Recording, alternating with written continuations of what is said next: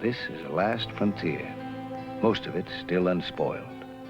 Exploring and discovering this world beneath our seas is now within reach of us all.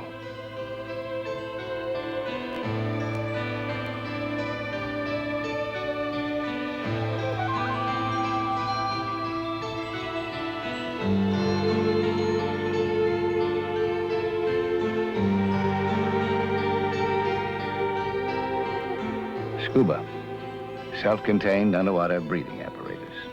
That's all you need to become a part of this other world.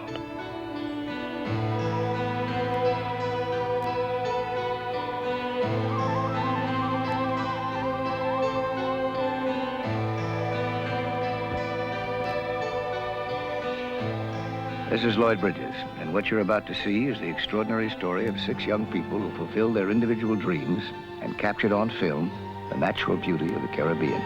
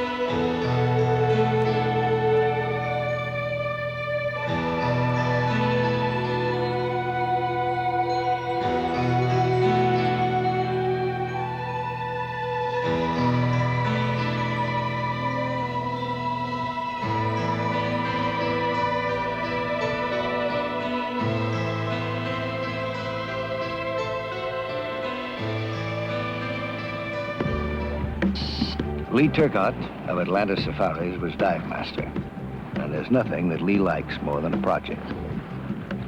On this cruise, he showed his friends the incredible world on the water. Helen Turcotte was second mate. As skilled in the galley, she was at the helm, or on the water.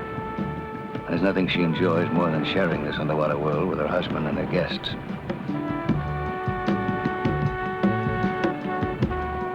Brooks Flagg was a devoted scuba diver with the urge to make a film and bring these experiences to the widest possible audience. A history buff, an amateur archaeologist, a businessman, escaping the day-to-day work world. Blessed with a wife, Kit, who became a part of this underwater world, creating a unique communion with nature while looking forward to her first really deep dive.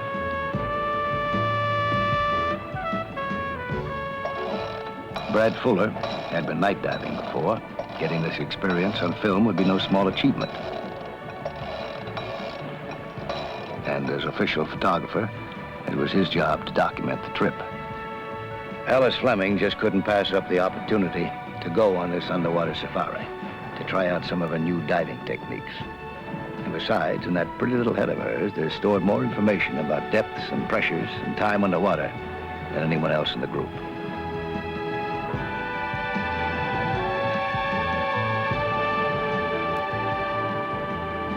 Housewife, mother, a young executive, a freelance photographer, now suddenly sailors with but one thought: to serve this ship and serve her well. Their lives ashore, glamorized, modernized, organized, have been exchanged for something as simple and primitive as working ship, making a ship go with nothing but wood, canvas, and wind, and their own skill driving them to their destination.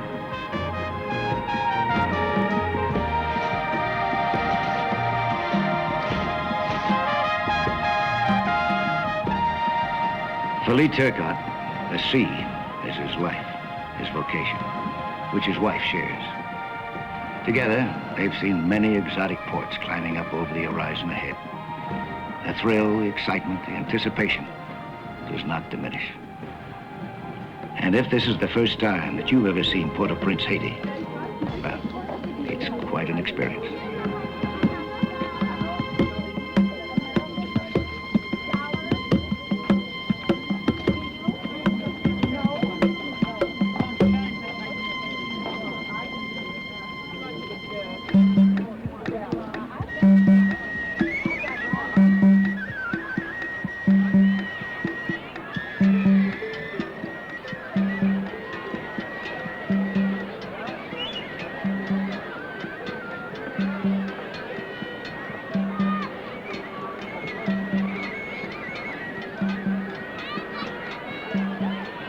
Strong, rich odor of coffee beans and tropical spices, the noise and laughter of 1,000 voices selling 10,000 items surround you. And in the background, a happy combeat work drum sets the pace.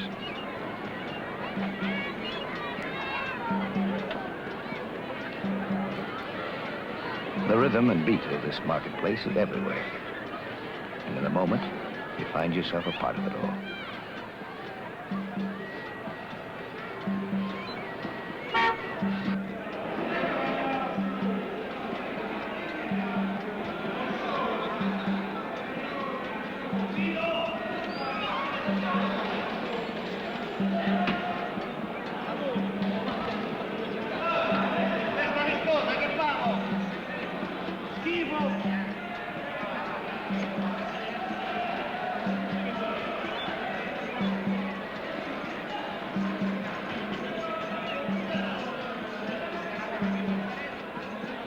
You're tuned in for something new and exciting, a different life rhythm. You feel like a kid at his first carnival.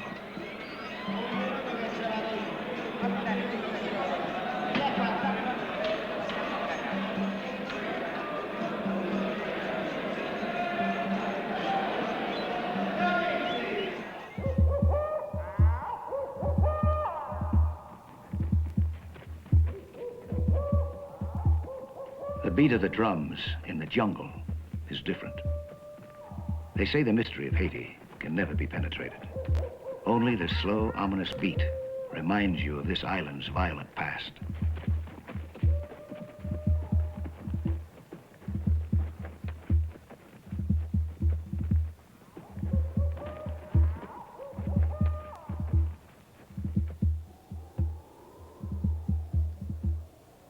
For 10 years, the Haitians dragged huge stones up these same trails. Yet Emperor Henri Christophe's citadel never fired a shot.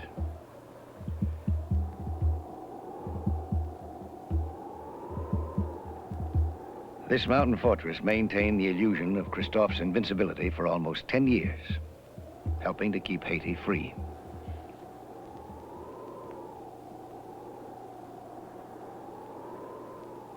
Forward march, he ordered, and 100 members of the palace guard paraded over this parapet to demonstrate their discipline before the awestruck French ambassador.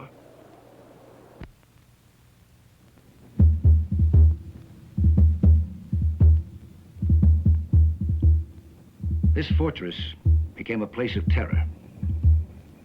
Its stone walls convey the power and mystery of a dictator who ruled by fear.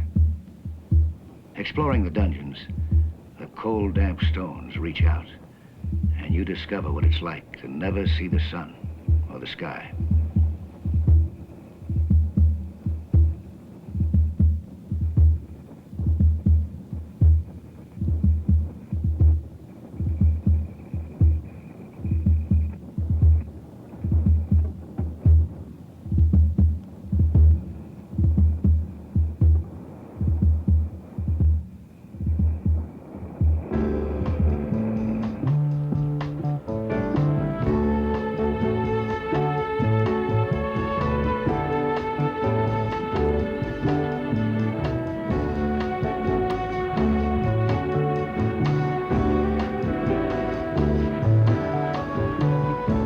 Sailing out to the first dive, the sea was calm, but the excitement was running high. You don't go underwater without training and the proper equipment. Air tanks filled with uncontaminated compressed air, a regulator to reduce this pressure to normal breathing levels,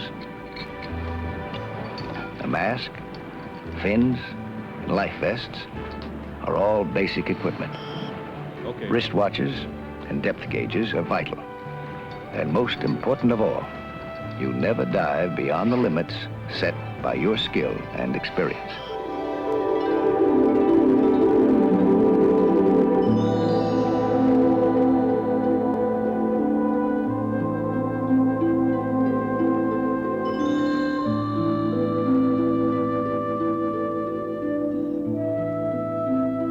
Cap Haitian, on Haiti's northern coast. The coral reefs run parallel to the shore. And one night in 1492, Columbus became the first of many captains to wreck his ship in this treacherous bay. Plate ships loaded with gold from Veracruz, galleons from Port Royal, merchantmen, carvels, and privateers all lie buried in these murky waters. Although the visibility is poor, you never know what you might find below.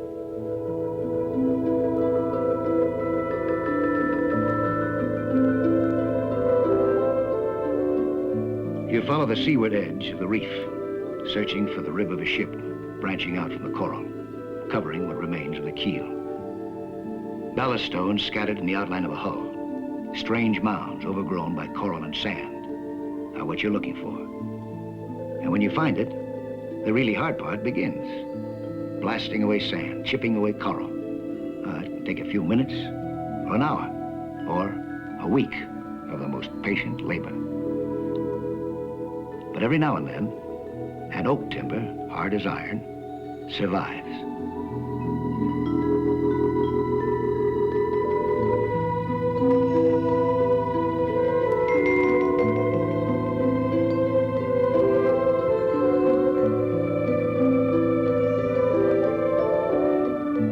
Forged hundreds of years ago, a bronze fastening emerges from a chunk of coral. These pins joined heavy timbers to form the keel of a ship whose back was broken on the reef. The timbers, the ship, its cargo have vanished. All that survives is a single piece of bronze.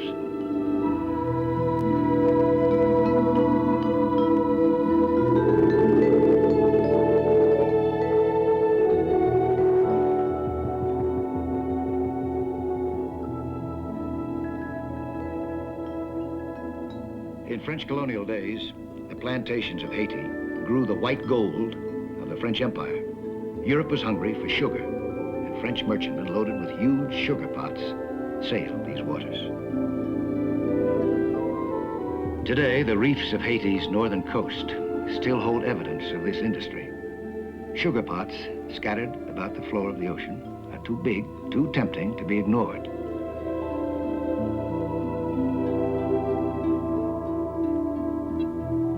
Lee had his lift bags, and given enough compressed air, he claimed that he could lift most anything to the surface.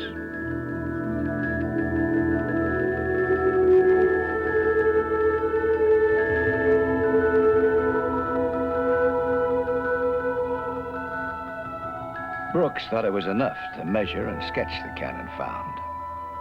They were out for fun, not hard work, and raising a 500-pound sugar pot was definitely hard work.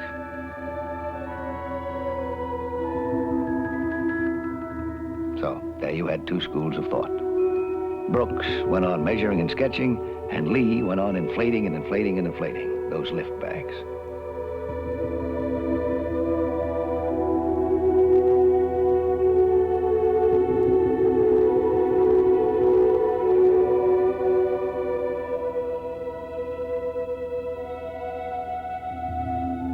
The best laid plans of mice and men oft rise to the surface, but not always in one piece.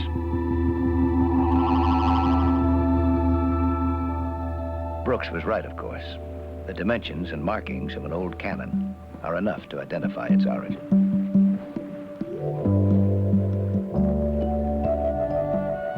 The Hessian workboats today still hug the coastline, sailing just inside the barrier reef as the Spaniards and French did hundreds of years ago.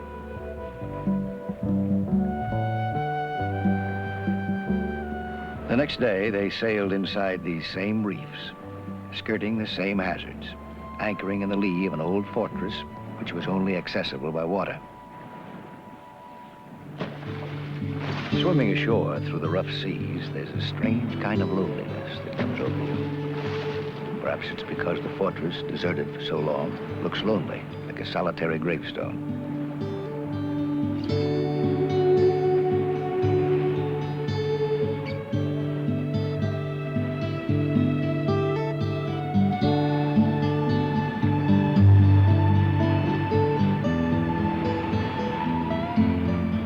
Perhaps it's because of those wicked-looking rocks made slick by the waves to greet you instead of a friendly beach.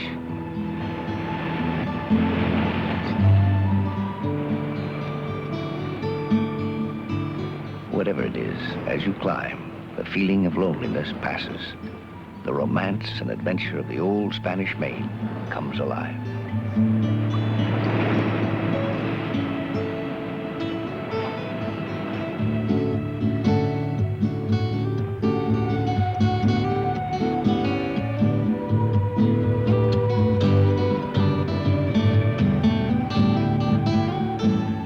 Yes, they had climbed and scrambled back into a violent past, filled with pirates and treasure ships, when men took what they wanted without fear or favor.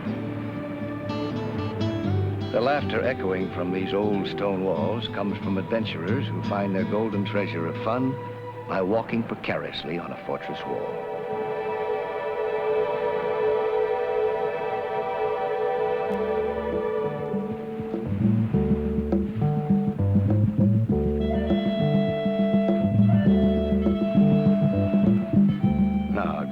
Saying this is no major underwater archaeological expedition. Lee Turcotte makes his living taking just about anybody underwater. He runs a taut, happy, and clean ship. He expects everyone to lend a hand in the work.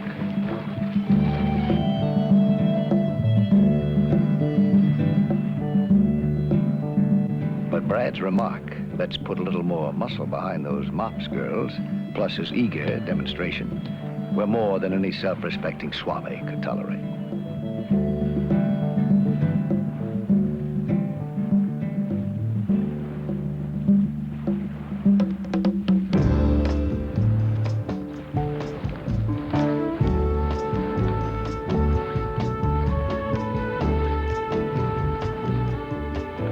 There's just nothing like wandering around the Caribbean in a small boat. Up the anchor, unfurl and set the sails, and the horizon is the only destination you need.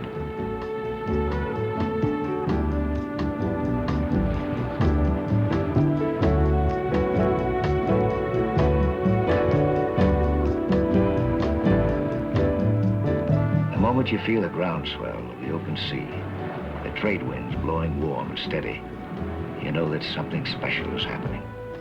For one pure, joyous moment in time, you're tasting freedom. The birds overhead, the clouds on the horizon, the driftwood on the sea, and then the sharp, pungent smell of cinnamon tells you well in advance that the island of Jamaica is just ahead.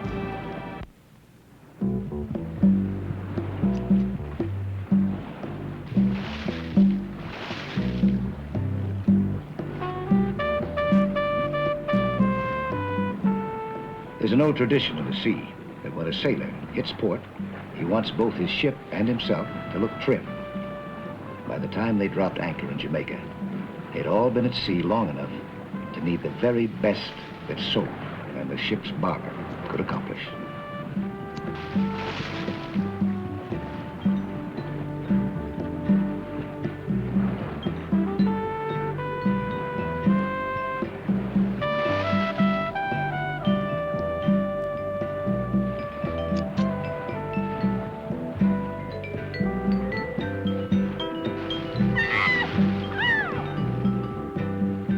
No matter how happy a ship is, after a time you start to feel the sky closing in on you.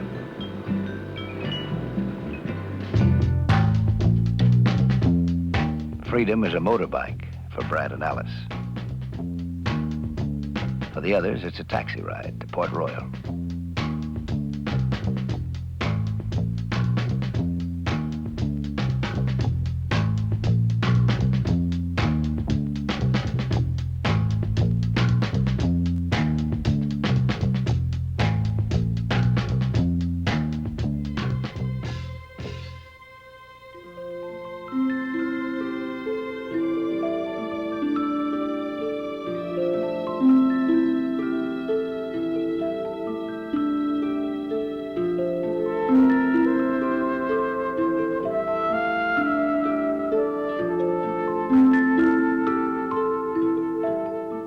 I've read many definitions of romance. I've probably visited all the truly romantic spots in the world. But this garden in Jamaica, the fragrance of the blossoms, the sunlight filtering down through the Spanish moss, seems to contain all the love and beauty that nature has to offer.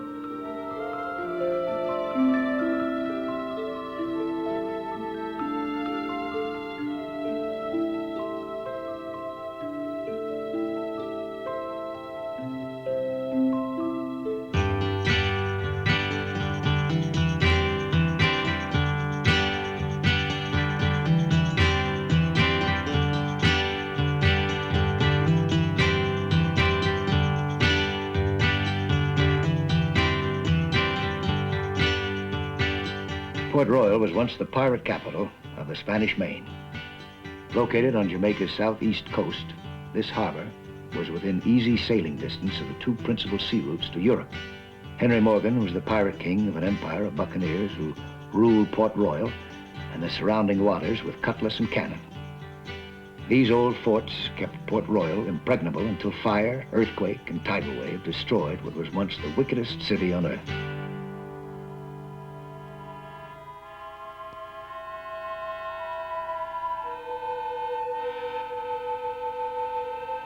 The old graveyard is still Port Royal's best history book. A few names on stone are all that survive.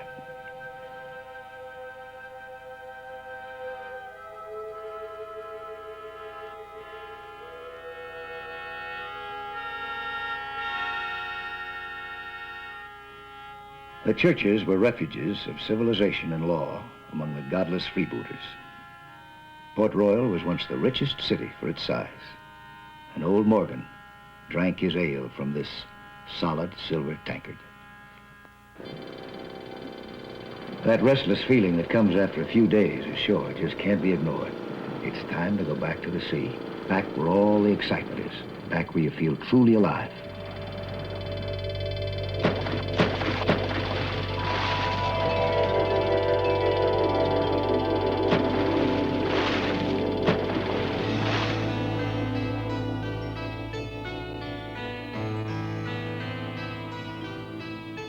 Now, it's one of the more fortunate facts of history that over the past 400 years, wherever you found pirates, merchant sailors, members of the King's Navy, you had red-blooded men with great fondness for women, fighting, and, above all, demon rum.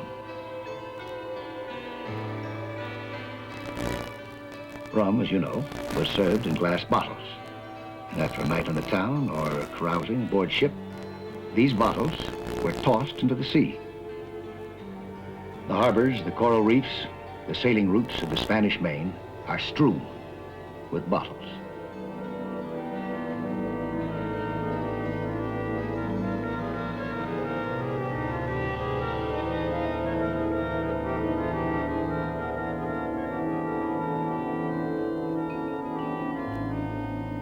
Finding a piece of glass amidst the coral and sand is never easy.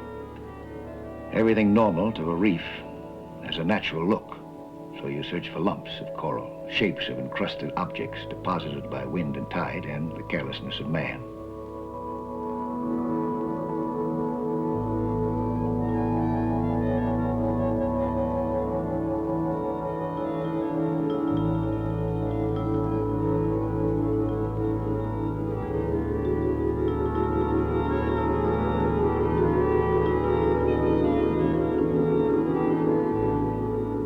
With experience, you become familiar with the natural look of things, and soon, a small bottle stands out.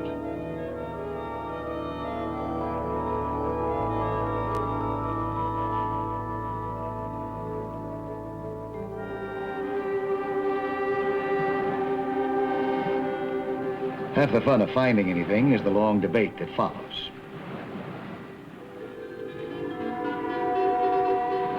Rum, beer, or gin. I suppose you might say a bottle is a bottle, no matter whether it's fat or thin. A bit of knowledge goes a long way in any argument. And not until they reach the museum in Kingston will this be settled.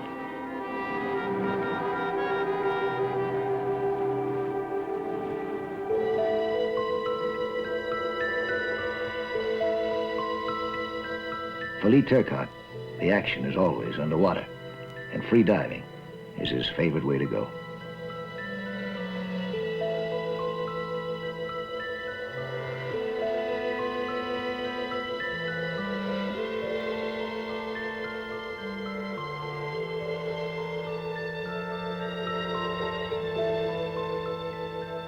The conch are in 60 feet of water. This might look easy, but just try holding your breath for 90 to 120 seconds while swimming 120 feet.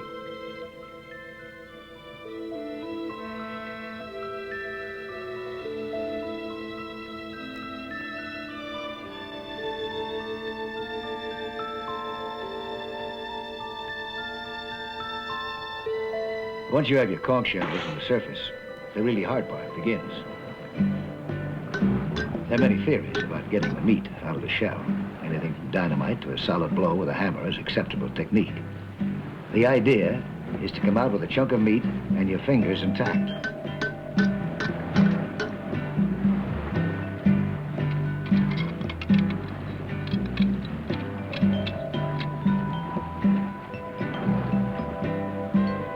Now, conch meat is like no other that you've ever seen before. It's not tender, soft to the touch, or attractive in either color or odor. After 48 hours of vigorous pounding and soaking in lemon juice and half a day of boiling, a delicious, invigorating conch chowder can be created by almost any housewife with the patience of a saint.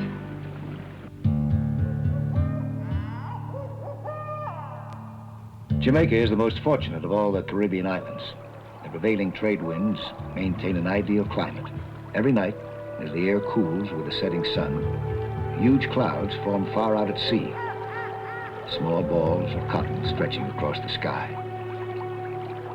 Carried on shore by the prevailing winds, they climb the mountain slopes of Jamaica's northern coast and each day bring water to a lush tropical rainforest. Then, carried back to the sea by rivers such as the Rio Grande, the entire cycle begins again.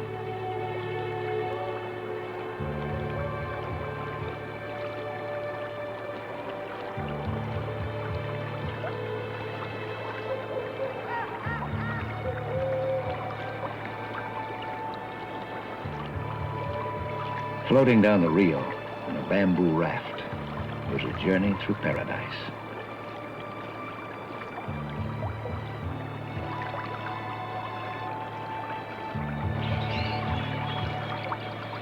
Tropical flowers, trees, wild birds, the sound of the water tumbling over the rocks created a mood all its own.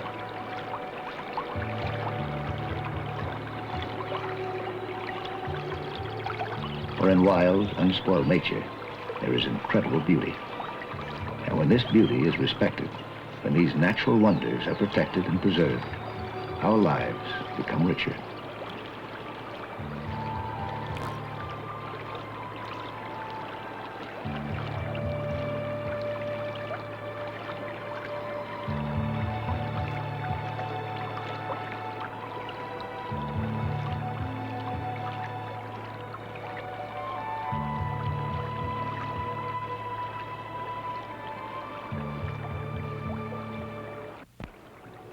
Floating down the Rio Grande, you cannot forget that we are all a part of this natural, unspoiled world. And when we look around, when we open our eyes and truly, for the first time, discover this world, we become alive in a way we have never known before.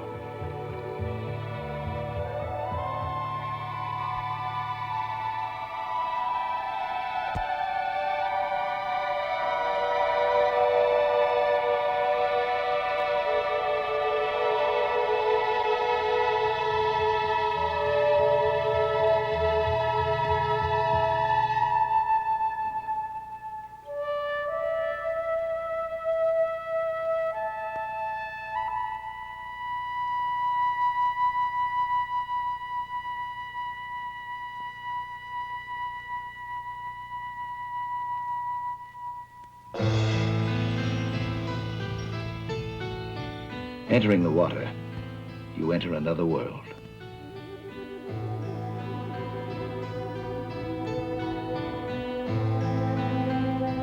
The sunlight filters down through the sea, and the strange shapes of a coral reef are everywhere.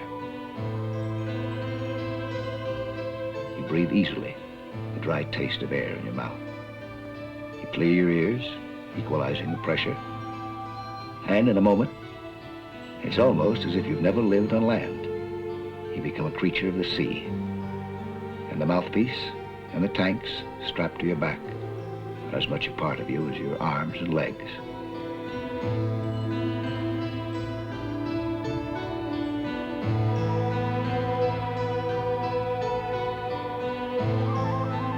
You move slowly, propelling yourself with your legs and flippers.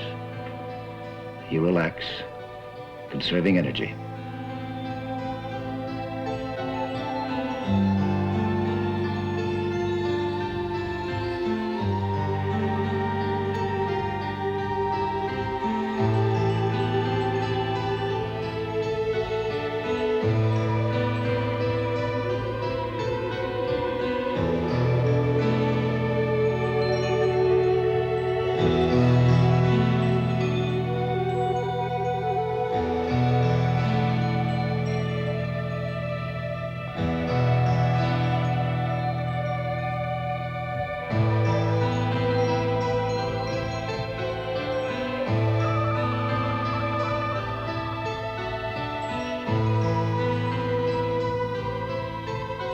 As you look around, you realize that all life underwater moves in slow motion, with but few exceptions.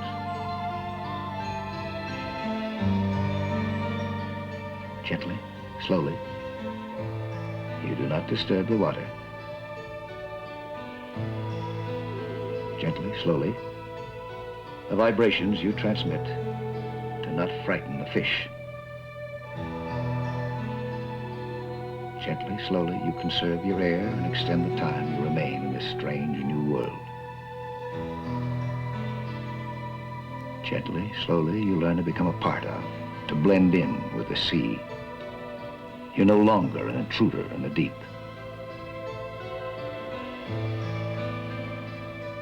And somewhere back, far within your primitive memory, something in your heart, something in your spirit, recalls the time when man lived in the sea.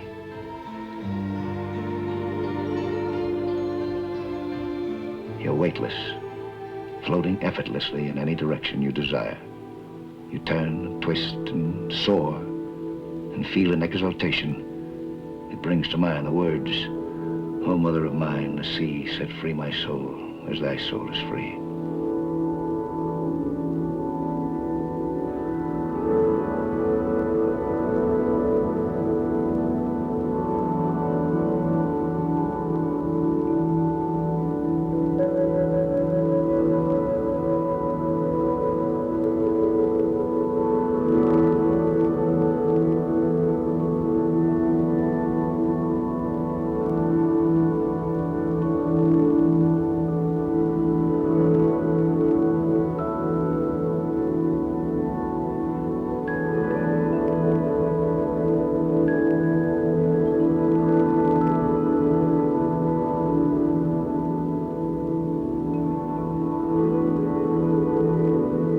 Lungful of life-giving air, your tissues absorb nitrogen, and depending upon your depth and your time underwater, there slowly comes over you a hypnotic state of well-being, an underwater high, an elevated feeling called rapture of the deep.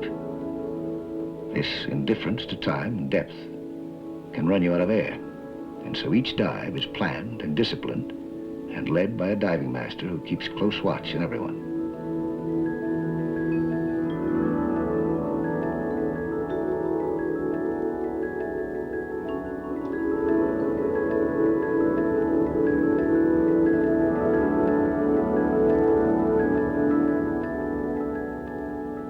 Underwater canyons, ravines, and cliffs form a landscape that's right out of a dream.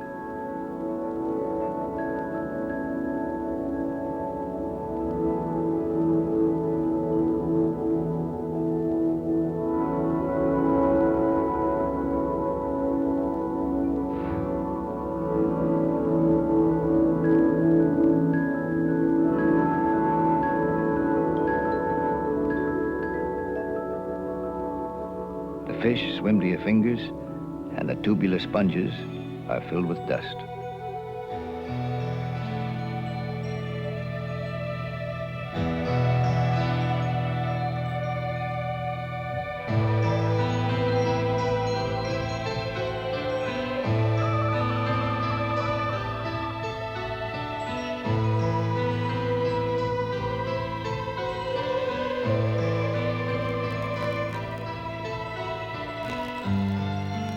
Now, there are a few of these underwater creatures who find one-eyed strangers unwelcomed guests. The damselfish can be persistent and aggressive about telling you that you are not welcome in their territory. They may be small, but oh, are they determined. The less aggressive fish use the art of camouflage.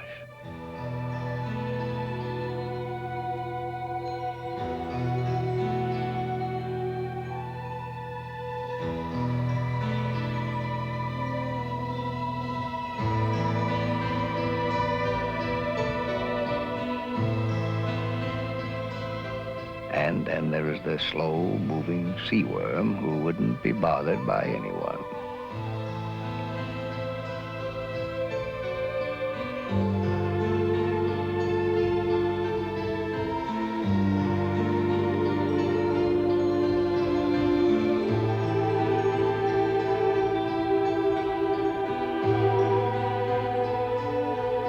Coral, wonderfully shaped and mysterious-looking, is made up of tremendous colonies of tiny, soft-bodied creatures that build around themselves protective cells of lime.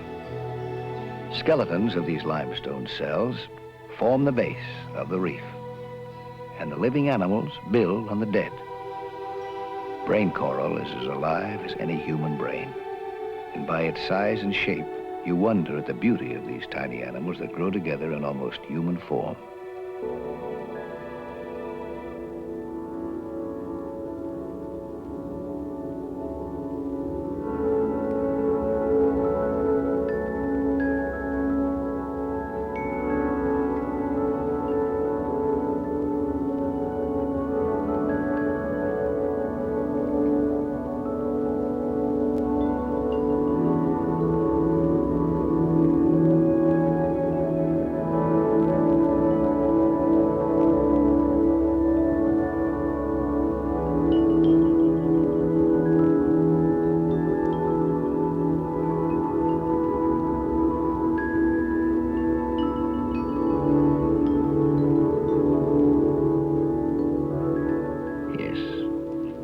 Yes, coral is alive. The reef is growing. The infinite variety and abundance of marine life is everywhere. The sea itself is the medium in which all these creatures thrive.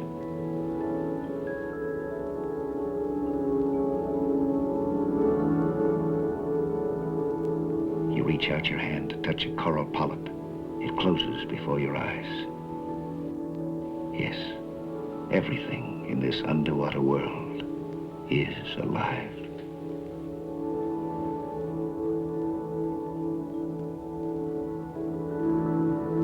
Yet these living creatures are blown apart, ripped up by dredges and giant shovels, carried ashore for landfill, for jewelry. Millions of tons of natural coral have been destroyed, and without protection, the coral reefs of the Florida coastline will soon disappear.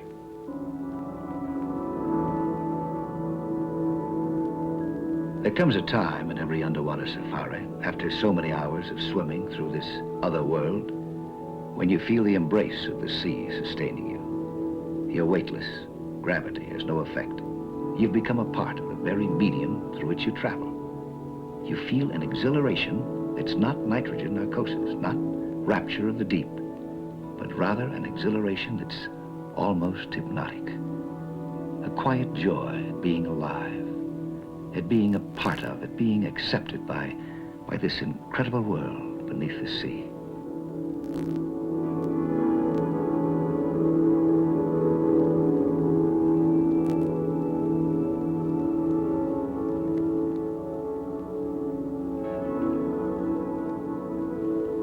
The sea itself is the medium that transmits all sounds, all moods, all the vibrations and odors that can frighten away schools of fish And so, you learn to be quiet, to move slowly, to blend in, like any other creature that swims in the sea. The nervous, frantic habits of your other world are left far behind.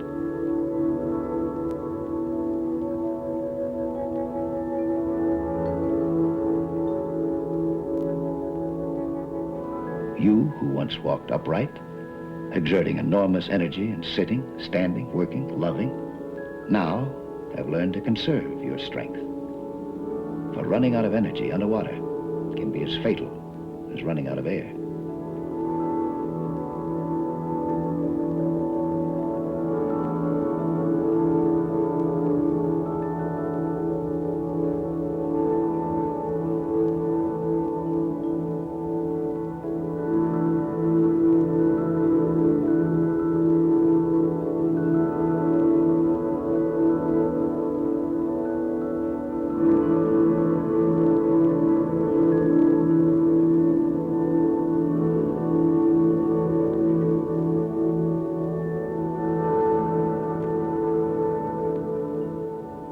You feel the gentle surge of the currents. A shaft of sunlight illuminates the colors that are everywhere, and you lose yourself as if in a dream.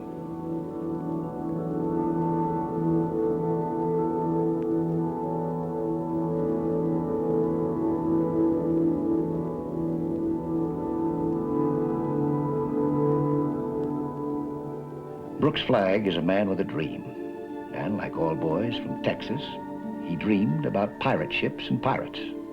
One day, he promised himself a real pirate cannon for his front lawn. And in Texas, a promise is a promise. So, with 100 million square miles of ocean floor to search, Brooks went to work with an 8-inch mine detector.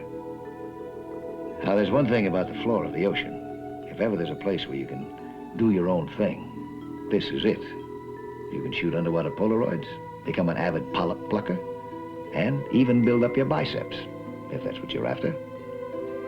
For Brooks, it was just a matter of time and patience. Swimming at an average speed of 1 mile an hour, Brooks scanned the coral and sand, sweeping this way and that, moving back and forth. Not for 1 minute taking his eyes off that little needle in front of him.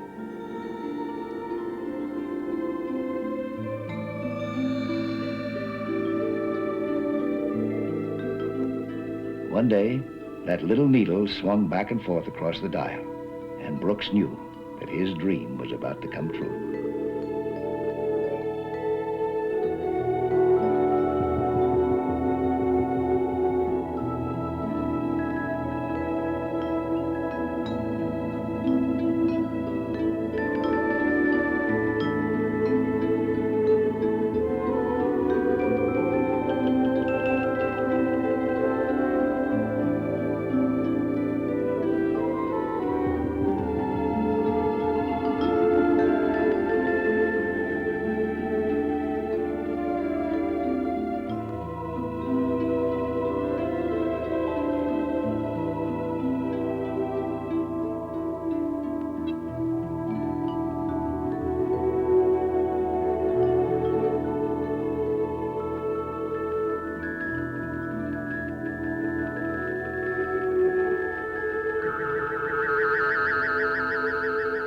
Now, dreams come in all sizes and shapes.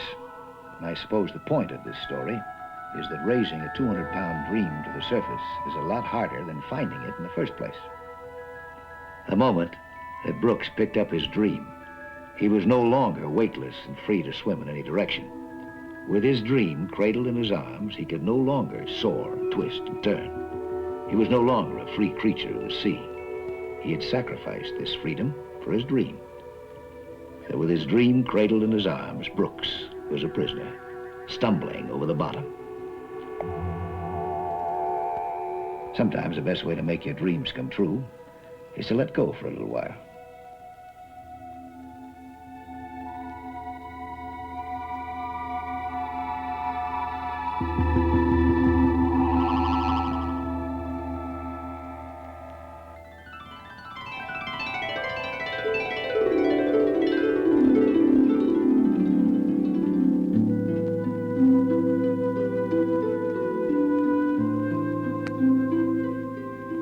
The floor of the Caribbean probably has more miles of anchor chain than all the other 7 seas combined, for this area is famous for hurricanes.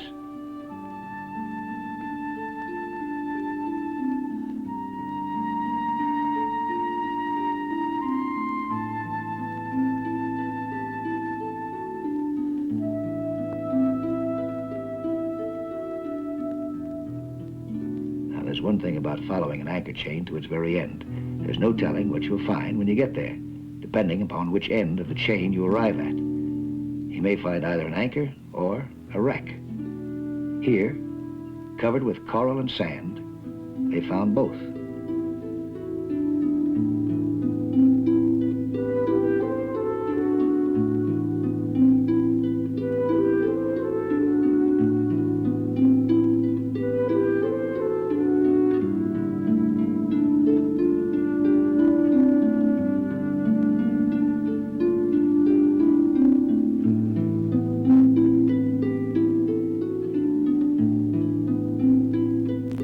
The growth rate of coral is astounding. 10,000 tons of wrecked and crushed steel, the rusting remains of a tanker blown apart by explosion, can quickly disappear under a covering of coral and the drifting sands of the ocean floor.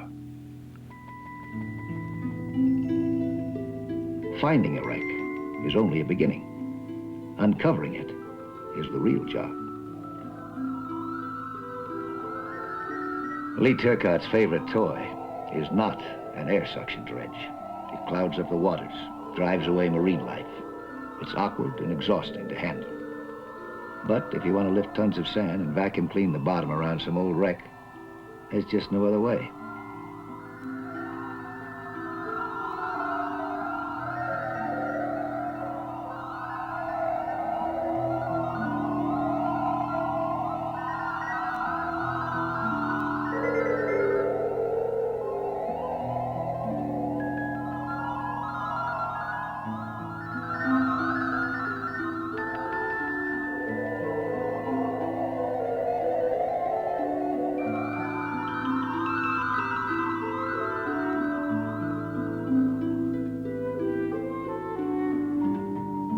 Of course, with the sand, you bring up any number of things, nuts and bolts and coins, nails and other artifacts that survive the erosion of time.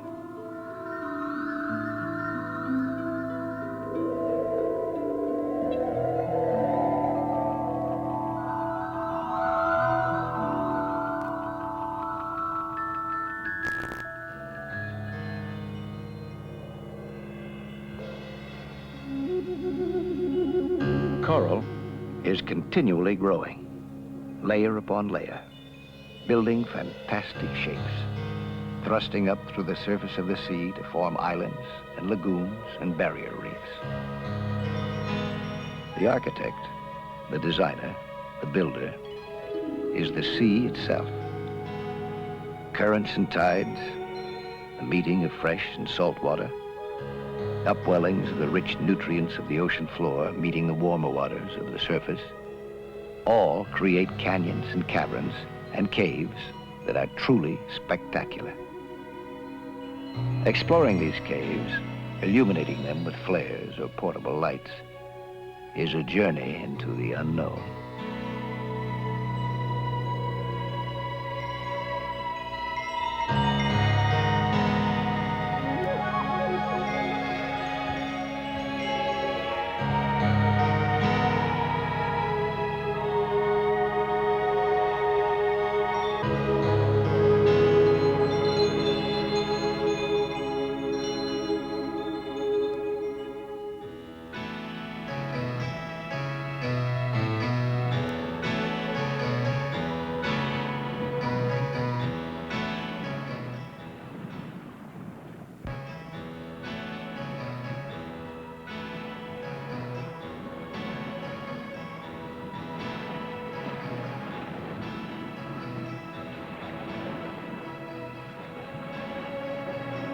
The Cayman Islands were first sighted on the 10th of May, 1503, by Christopher Columbus.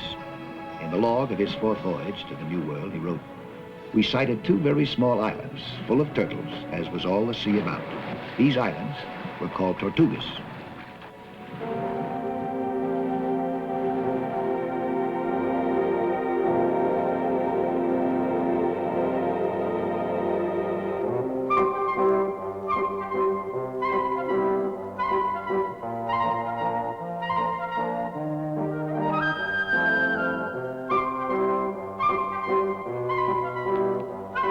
The Cayman Islands are famous for turtles, and for hundreds of years, ships went out of their way to take on a supply of turtle meat. For Lee Turcott, the turtle is neither food nor fortune. For this freediver, the turtle is a friend, a fellow air-breathing creature that sooner or later must rise to the surface.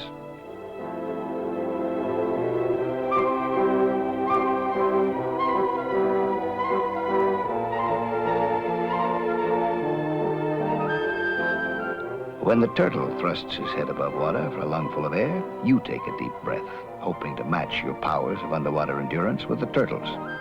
Of course, the turtle always has a slight edge.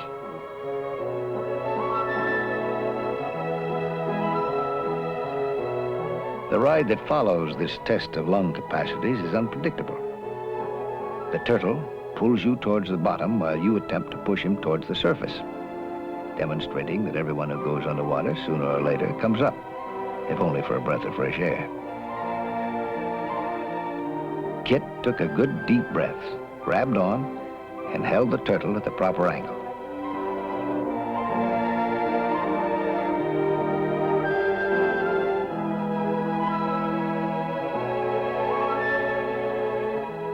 The turtle, of course, had ideas of his own.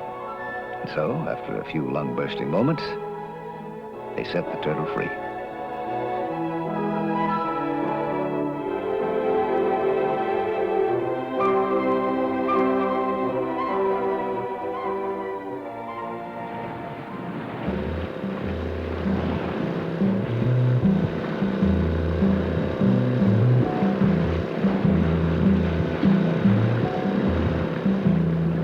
For centuries, the pirates of the Cayman Islands lured ships to the treacherous East End.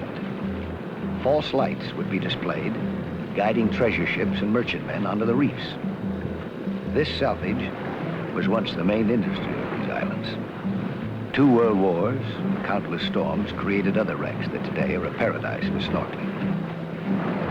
These old hulks are rich in marine life, and the only danger is the heavy current surging through the jagged steel of the shattered hull.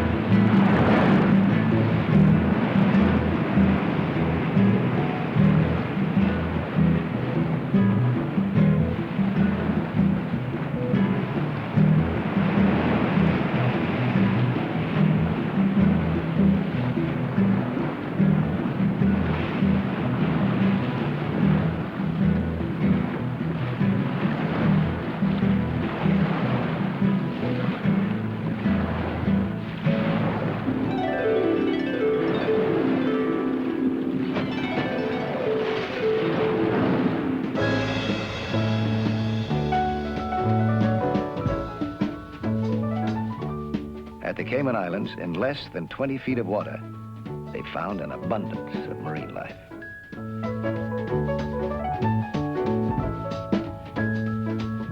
To an archaeologist, the sea can be an underwater museum, an open history book in which to trace back the rise and fall of ancient civilizations. To a marine biologist, the sea can be a living laboratory in which to study the evolution of all living things on Earth. To an oceanographer, the sea can reveal all the answers to all the mysteries of the universe. To a scuba diver, the sea can be the greatest of all playgrounds, a place to have fun, a place where all creatures, whether they're air breathers or water breathers, simply enjoy themselves. Now, you can't tell me that the parrotfish swimming around and excreting sand all over everybody is not having fun.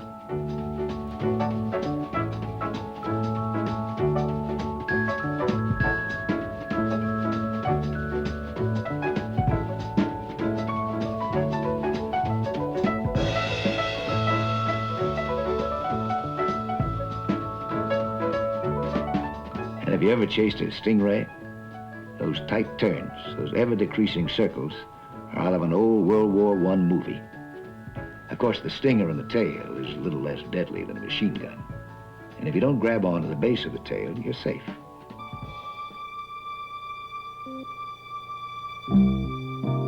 That is, unless you have a barracuda joining the fun and games.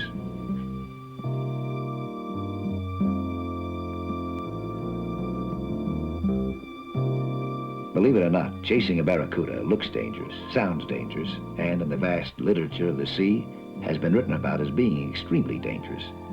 The truth is something else, of course. Uninjured, unmolested, unthreatened, the barracuda is peaceful enough and even rather shy.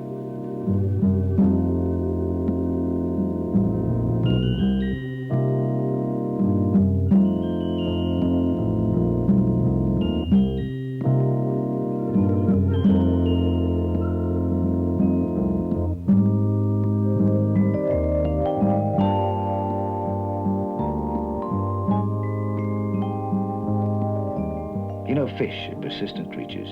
They've been depth charged, sonared, radared, scooped up with nets and dredges. They've been hooked and cooked. And now, they're even being taken out of the sea with giant vacuum cleaners that suck them right up into floating canneries. Yet in all the time that I've been underwater, I've never seen a fish that held a grudge. That's right. They're never angry. As a matter of fact, they sometimes seem downright hospitable.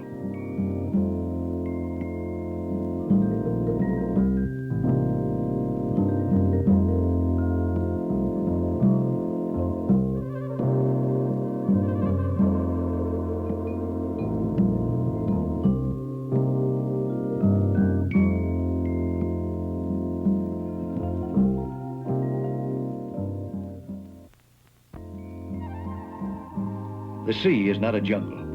Everything is open.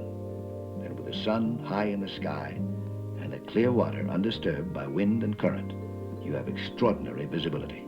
You can see practically everything as long as you don't dive too deep.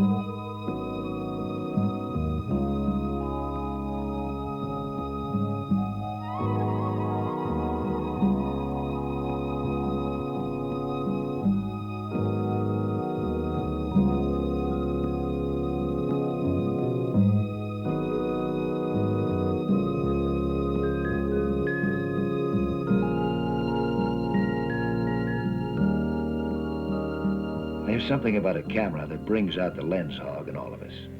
Little Angel, our pretty little angelfish, is no exception.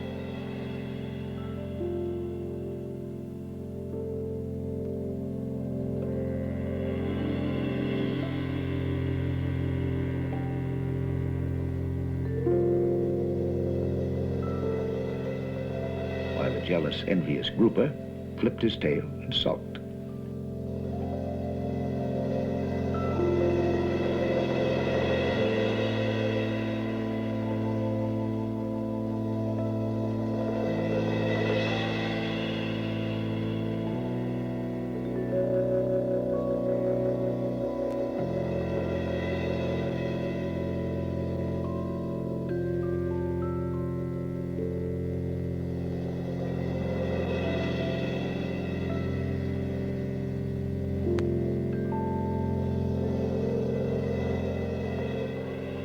All around you, the soft colors of the coral and marine life made the sea a challenge, which Kit accepted. Acquiring the skill of blending in with the landscape, becoming as much a part of this environment as the fish.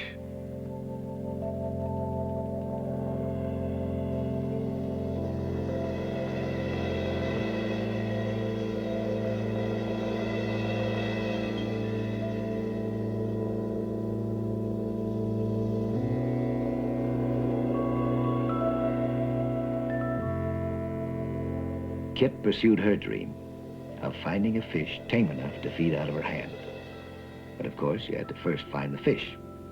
Kit had it all worked out. A fish can be no different from any other wild creature.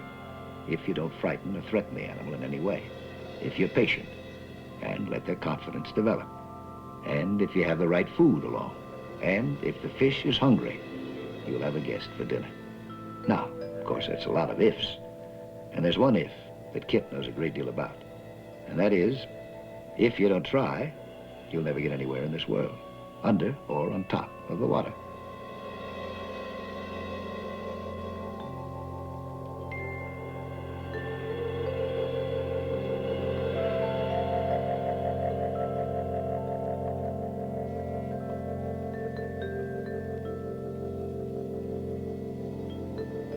The local skeptics were skeptical, as could be expected.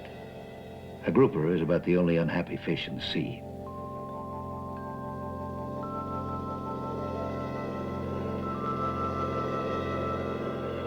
Of course, the problem was to keep the angelfish around long enough for the fish to grow accustomed to Kit's presence.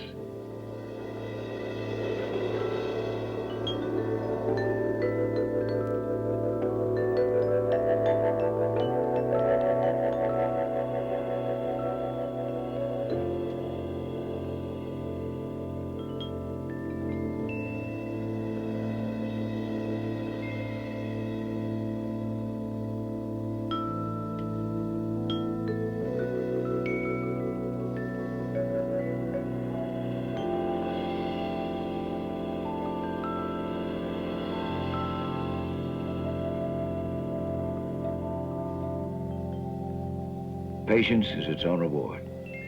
All the animals that inhabit the earth and the sea respond to love, to what we're feeling. Kit never doubted that she'd succeed. And as the angelfish came closer, making a pass and swimming away, there was one unforgettable moment of beauty when Kit reached out her hand and touched another world.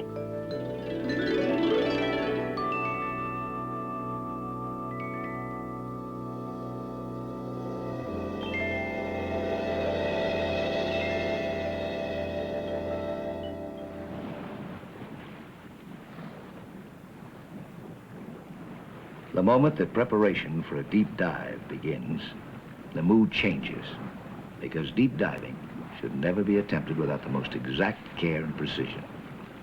Each of the double tanks, their regulators and mouthpieces must be checked. Depth gauges, watches, and other equipment going below must function perfectly. When you dive deep, there are no second chances. And Lee's face, just before leaving the boat, reflected that truth.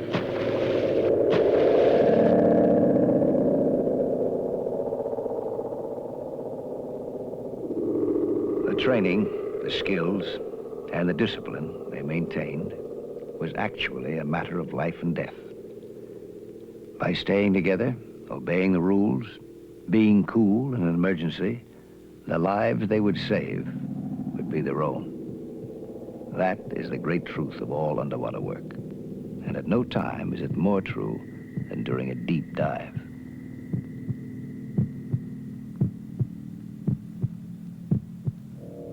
Kit's first deep dive took her down 200 feet into the Cayman Trench, where the ocean floor is more than 8,000 feet beneath the surface of the sea.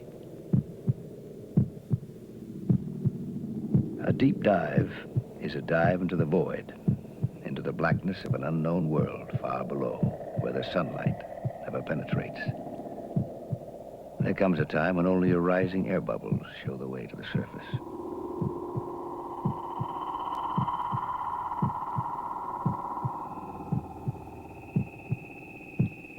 Disorientation, swimming deeper and deeper until your air is exhausted, is the most common of all deep diving accidents. So, it's down and right back up, because in a 200-foot dive, a diver has only 5 minutes bottom time without decompressing, and bottom time starts when he enters the water.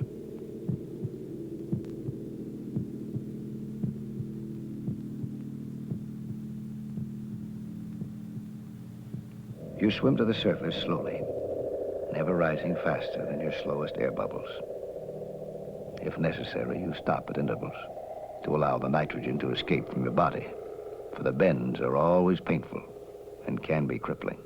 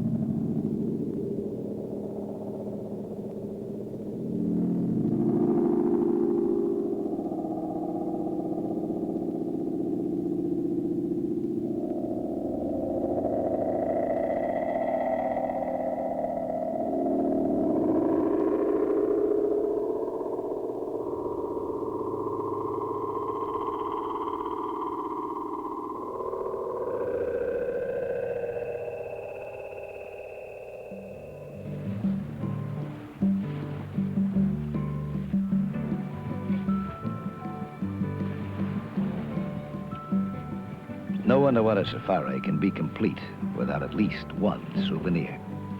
And the next day, sailing out to the diving area, the entire crew of the Hedonist was definitely thinking big. With just a few days remaining, Lee finally had a chance to put everyone to work using the lift bags. Carefully computing the weight of the biggest cannon in the area, Lee had it figured out.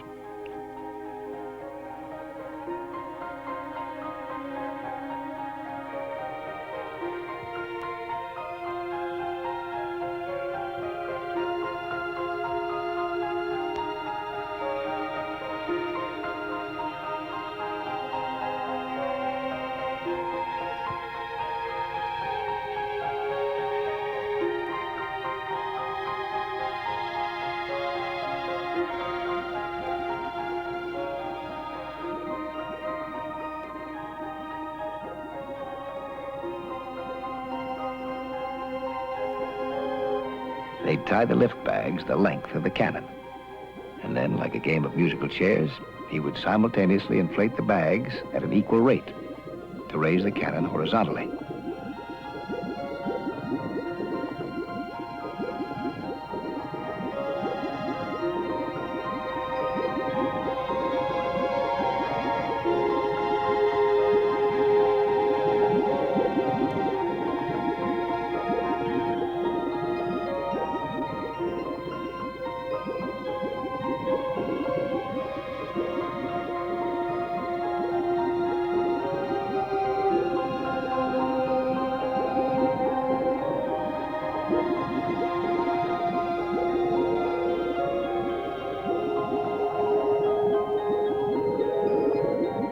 An overinflated bag explodes, but Lee remains calm because his calculations include a reserve of buoyancy that kept everything in perfect balance.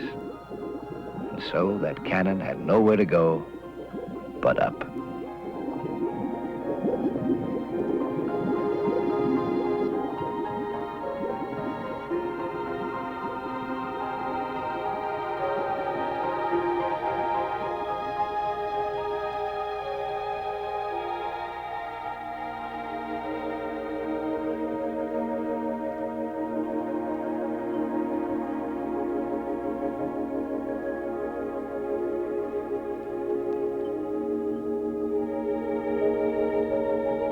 As the sun sets and darkness descends on the sea, there is no afterglow, no twilight of stars and sky penetrating the water, only a blackness separating you from all contact with the invisible world surrounding you. Up and down, left and right, forward and back are meaningless directions, for there's no horizon, no surface light to guide you. You're floating weightlessly in a void.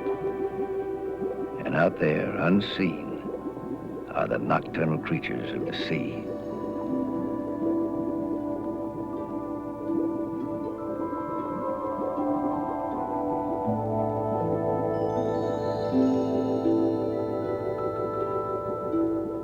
The phosphorescent glow of coral is almost mesmerizing. Yes, you never really know the sea until you've been underwater at night.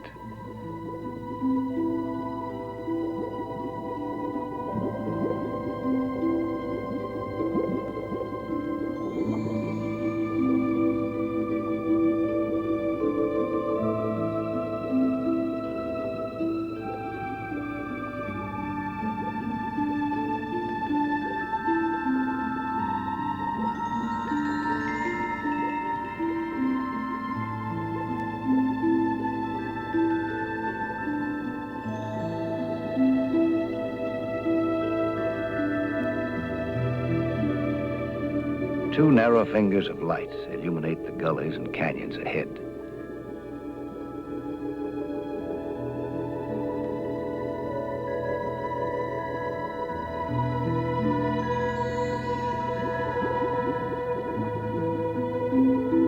And the silent fan coral sways back and forth in rhythm to the ocean current, bringing the basket starfish into your arms.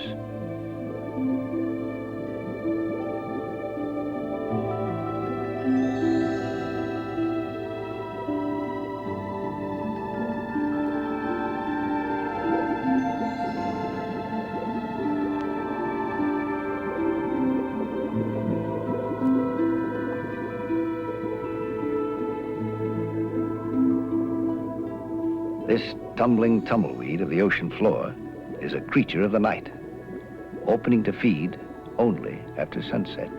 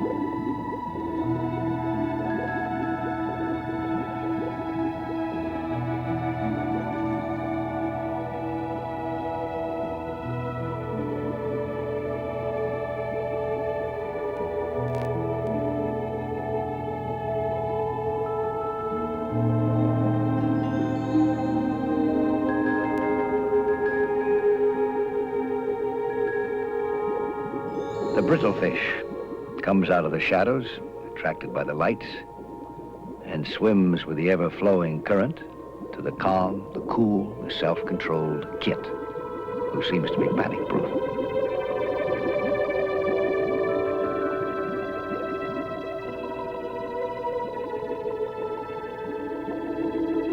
A spider crab, hypnotized by the lights, submits meekly to handling.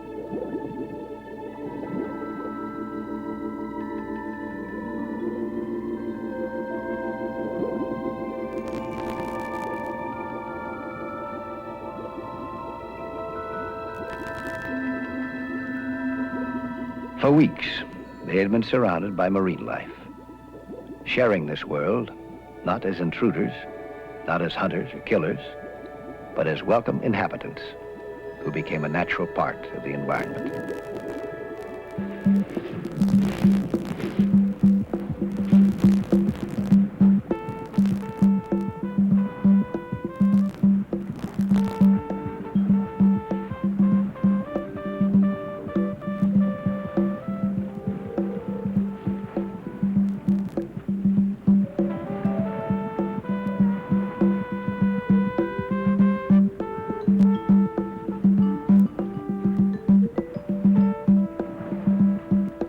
Now, it goes without saying that man was never intended to fly through the air like a bird or swim underwater like a fish. After all, we were never given wings or gills. Instead, we were given a spirit that says, why not? Why not strap on these wings or scuba tanks and give it a try? Why not? It seems that these are magic words. There's a lot of fun and adventure waiting out there for all of us. Once you ask yourself, no matter who you are, why not? That's right. Why not break loose from your desk, your kitchen, and all the necessary routines of your life? Why not? There's nothing like it.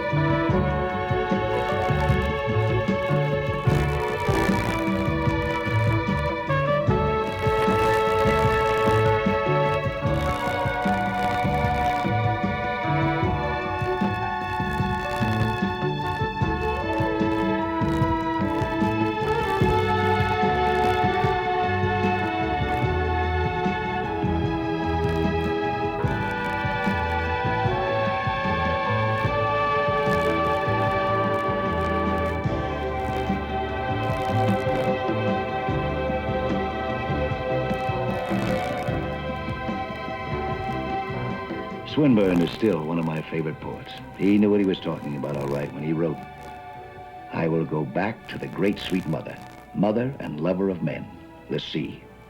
I will go down to her, cling to her, strive with her, hold her fast. I shall sleep and move with the moving ships, change as the winds change, veer in the tide. O mother of mine, the sea, set free my soul as thy soul is free."